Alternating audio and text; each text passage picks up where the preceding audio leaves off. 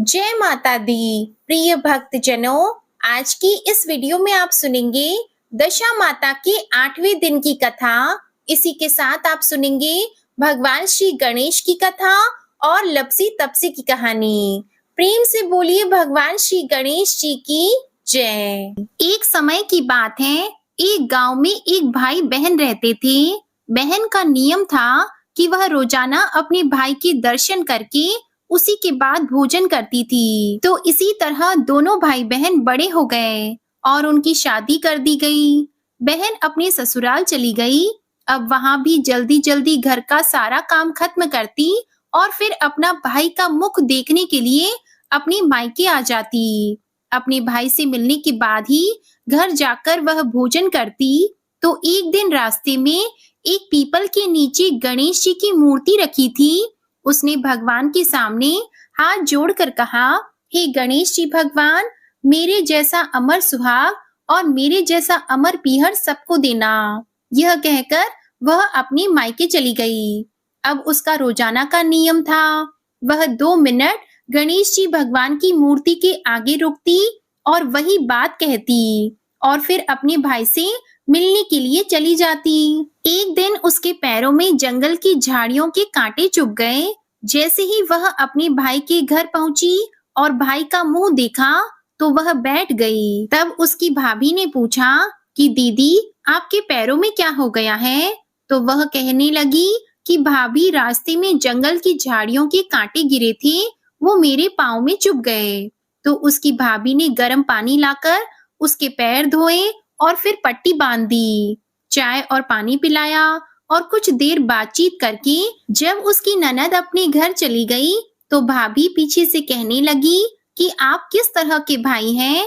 अपनी बहन के पैरों की तरफ देखा है? वह तो आपका मुख देखे बिना भोजन नहीं करती और आप अपनी बहन की तरफ ध्यान ही नहीं देते। देखा नहीं उसके पैरों में किस तरह से कांटे चुभे हुए थे? जाओ अभी के अभी रास्ता साफ करवा दो। तो यह सुनकर उसे बड़ा ही दुख हुआ कि मेरी बहन मेरा मुख देखने के लिए यहाँ तक आती है और मैंने कभी भी ध्यान नहीं दिया कि वह किस तरह आती है, कितनी परेशान होती है। तो अपनी पत्नी को उसने कहा कि मैं अभी जाता हूँ और सारा रास्ता साफ कर देता हूँ। वह कुल्हाड़ी लेकर गया और सारी झाड़ियां काटकर रास्ता साफ कर दिया। रास्ते को साफ करते हुए उसने ध्यान ही नहीं दिया कि गणेश जी की मूर्ति को भी उसने वहां से हटा दिया। यह देखकर गणेश जी भगवान नाराज हो गए। जब वह घर आया तो उसकी तबीयत खराब हो गई और गणेश जी के प्रकोप से वह मृत्यु को प्राप्त हुआ। अब गांव के लोग इकट्ठा हो गए, संस्कार की तैयारी करने लगे। तो उसकी पत्नी ने रोते हुए कहा कि भाई, आप लोग थोड़ी देर रुक जाइए, मेरी ननद आने वाली है। वह अपने भाई का चेहरा देखे बिना भोजन नहीं करती। तो गांव वाले बोले कि आज तो अपने भाई का मुख देख लेगी, कल किसका मुख देखेगी? तो वह कहने लगी कि आज इनकी बहन को इनके दर्शन कर लेने दो, फिर आप ले जाना, यह उसका नियम है। तो गांव वाले उसकी बहन का इंतजार करने लगे। रोज की तरह बहन अपने भाई का मुख देखने के लिए जंगल के रास्ते से निकली। तो जंगल का रास्ता सारा साफ किया हुआ था। अब वह आगे बढ़ी तो उसने देखा कि सिद्धि विनायक भी वहां पर नहीं थे। तो उसने सोचा कि गणेश जी की मूर्ति कहाँ गई? तभी उसकी नजर गणेश जी की मूर्ति पर पड़ गई। तो उसने मूर्ति को उठाया और साफ करके वापस उसी जगह पर रख दिया और गणेश जी भगवान को प्रणाम करके कहा कि हे गणेश जी भगवान, मेरे जैसा अमर सुहाग और मेरे जैसा अमर पीहर सबको देना। यह कहकर वह चली गई।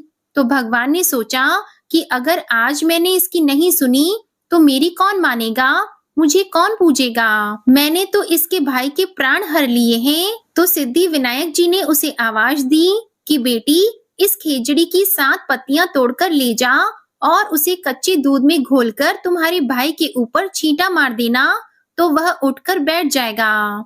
यह आवाज सुनकर बहन पीछे मुड़कर देखी तो कोई नहीं था। उसने सोचा कि कौन था, किसने मुझे आवाज दी? कोई बात नहीं, जैसा सुना है वैसा ही कर लेती हूँ।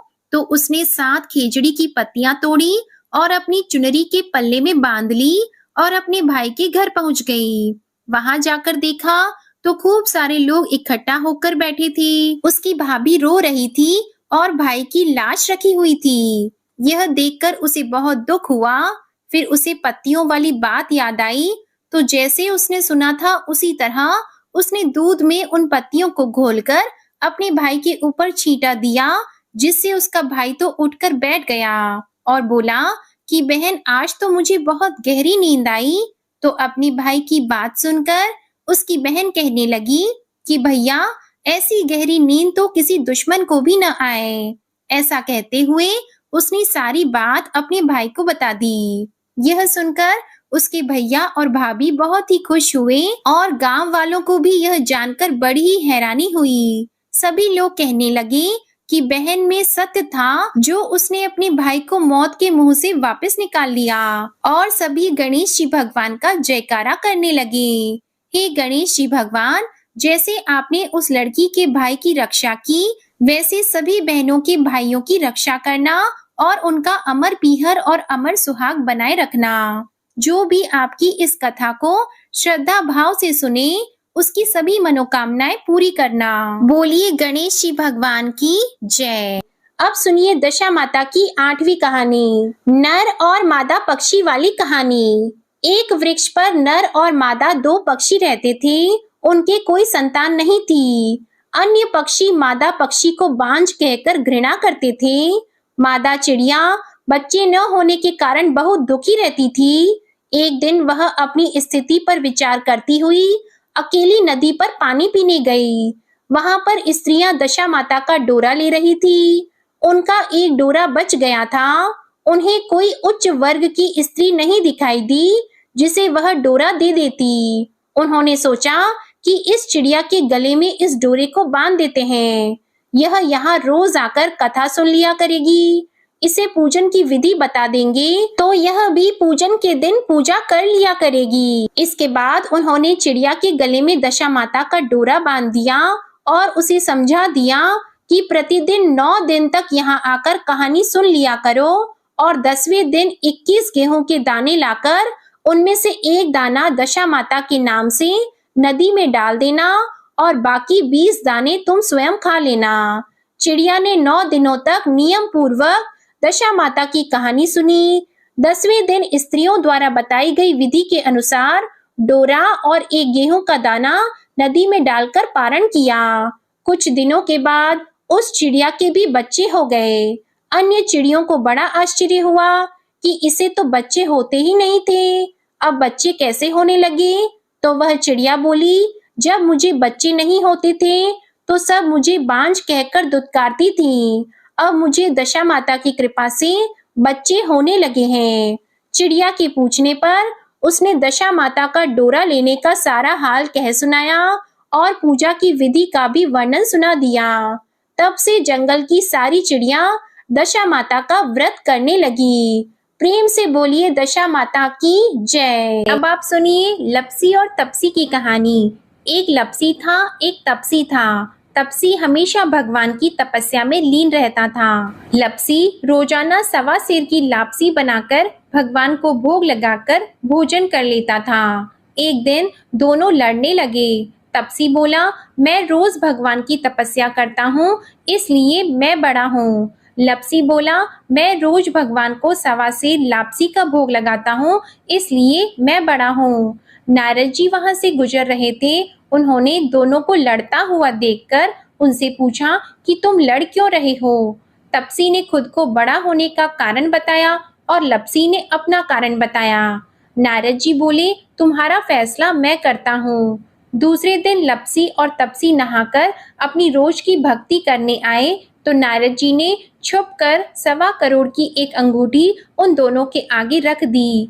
तपसी की नजर जब अंगूठी पर पड़ी तो उसने चुपचाप अंगूठी उठाकर अपने नीचे दबा ली। लपसी की नजर जब अंगूठी पर पड़ी तो उसने ध्यान नहीं दिया और भगवान को भोग लगाकर लापसी खाने लगा। नारद जी सामने आए तो दोनों ने पूछा कि कौन बड़ा है। तो नारद जी ने तपसी से खड़ा होने को कहा। वो खड़ा हुआ तो उसके नीचे दबी अंगूठी दिखाई दी। नारद जी ने तपसी से कहा, तपस्या करने के बाद भी तुम्हारी चोरी करने की आदत नहीं गई है, इसलिए लपसी बड़ा है और तुम्हें तुम्हारी तपस्या का कोई फल भी नहीं मिलेगा। तपसी शर्मिंदा होकर माफी मांगने लगा। उसने नारद जी से पूछा, मुझे मेरी तपस्या का फल कैसे मिलेगा? नारद जी ने कहा, यदि कोई गाय और कुत्ते की रोटी नहीं बनाएगा तो फल तुझे मिलेगा। यदि कोई ब्राह्मण को भोजन करवाकर दक्षिणा नहीं देगा तो वह फल तुझे मिलेगा। यदि कोई साड़ी के साथ ब्लाउज नहीं देगा तो फल तुझे मिलेगा। यदि कोई दिए से दिया जलाएगा तो फल तुझे मिलेगा। यदि कोई सारी कहानी सुने लेकिन तुम्हारी कहानी नहीं सुने तो फल तुझे मिलेगा। उसी दिन से हर व्रत कथा कहानी के साथ लपसी और तपसी की कहानी भी सुनी और कही जाती है। प्रिय भक्तजनों, आज की वीडियो अगर अच्छी लगी तो इस वीडियो को लाइक कीजिएगा, शेयर कीजिएगा। चैनल पर नए हैं तो चैनल को सब्सक्राइब कीजिएगा और दशा माता की कहानी 1 से 6 तक भी आप हमारे चैनल पर जरूर सुनिएगा। इसी के साथ आज आप हमारे चैनल पर शीतला अष्टमी की व्रत कथा भी जरूर सुनिएगा। प्रेम से बोलिए जय माता दी।